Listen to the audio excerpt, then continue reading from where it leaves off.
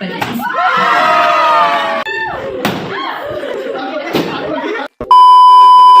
অনেকদিন পর ক্লাসে মা এসেছিল। মা এসেই সবার সাথে জমিয়ে গল্প করা শুরু করে দিয়েছিল।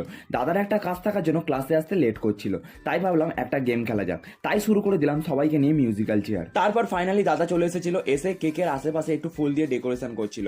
হাই বাদ্রেগাল, এই হচ্ছে আমাদের বাদ্যগাল। আজ অনেকেই ক্লাস কামাই করেছিল, কিন্তু মোটামুটি সবাই প্রায় এসেছিল। তারপর সবাই মিলে জন্মদিনটা খুব ভালোভাবে সেলিব্রেট করা হলো। কেক কাটার পর সবাই মিলে বাদ্যগালকে জন্মদিনের উপহার দিচ্ছিল। সবার দেওয়া হয়ে যাওয়ার পর আমি আর দাদা গেলাম আমাদের উপহারটা দিতে। তারপর ওর সাথে একটু ফটো তুললাম।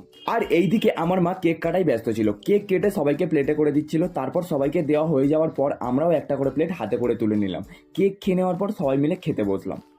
লজ্জা করিস না, তুই লজ্জা করিস না, যা লাগবে লজ্জা করিস না, যা লাগবে বল। এখনো মাংস আছে, হ্যাঁ মাংস এখন আছে। ভাই অনেকক্ষণ ধরে সবার কানের ধারে গিয়ে বেলুন ফাটাচ্ছিল, তাই দাদা বললো ওকে সবাই মিলে ধর একবার।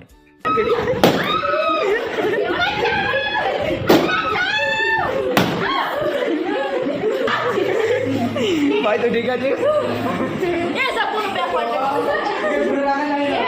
বন্ধুরা আজকের মতো ভিডিওটা এখানেই শেষ করলাম।